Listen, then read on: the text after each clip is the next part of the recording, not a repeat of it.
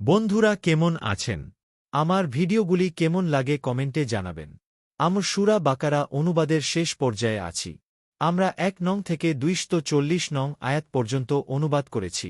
প্রতিদিনর ১০ আয়াত করে। তার ধারাবাহিকতায় আজকে ২৪১ থেকে ২৫০ নং আয়াত পর্যন্ত অনুবাদ করব। তো চলুন শুনে আসি। ২৪১ আর তালাকপ্রাপ্তা নারীদের জন্য প্রচলিত নিয়ম অনুযায়ী খরচ দেয়া পরহেগারদের উপর কর্তব্যে।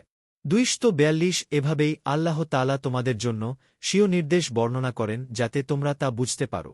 ২৪৩ তুমি কি তাদেরকে দেখোনি যারা মৃত্যুর ভয়ে নিজেদের ঘর ছেড়ে বেরিয়ে গিয়েছিলেন, অথচ তারা ছিল হাজার হাজার। তারপর আল্লাহ তাদেরকে বললেন মরে যাও।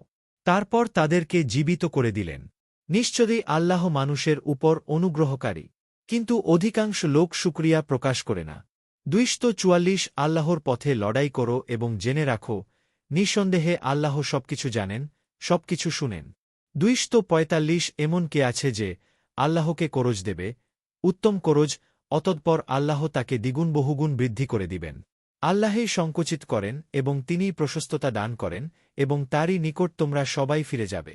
২৪৬ মুসার পরে তুমি কি বনি ইসরায়েলের একটি দলকে দেখনি, যখন তারা বলেছে নিজেদের নবীর কাছে যে আমাদের জন্য একজন বাদশাহ নির্ধারিত করে দিন যাতে আমরা আল্লাহর পথে যুদ্ধ করতে পারি।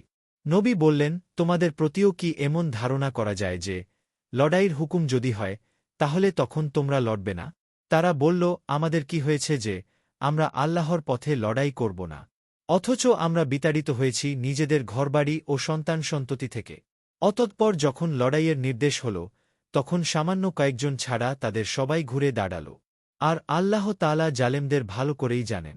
২৪৭ আর তাদেরকে তাদের নবী বললেন, নিশ্চয়ই আল্লাহ তালুতকে তোমাদের জন্য বাদশাহ সাব্যস্ত করেছেন।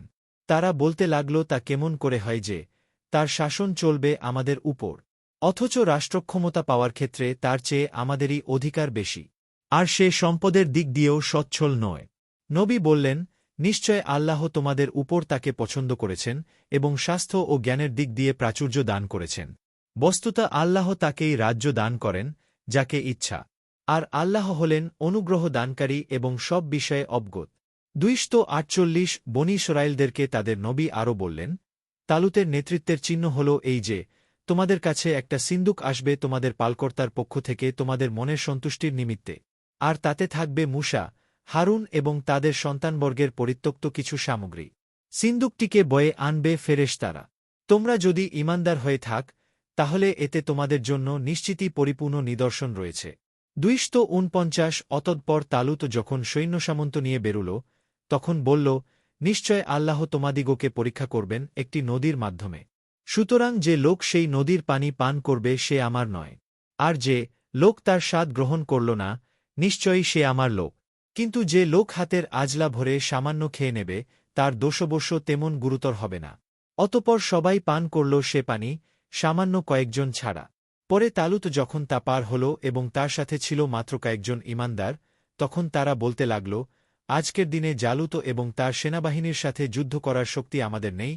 যাদের ধারণা ছিল যে আল্লাহর সামনে তাদের একদিন উপস্থিত হতে হবে, তারা বার বার বলতে লাগল, সামান্য দলই বিরাট দলের মোকাবেলায় জয়ী হয়েছে আল্লাহর হুকুমে, আর যারা ধৈর্যশীল আল্লাহ তাদের সাথে রয়েছেন।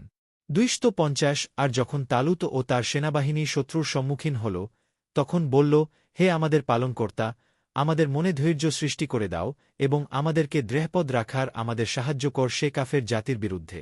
ভিডিওটি ভালো লাগলে চ্যানেলটি সাবস্ক্রাইব করে পাশে থাকুন ও ফেসবুক পেজটি ফলো দিয়ে পাশে থাকবেন। ধন্যবাদ।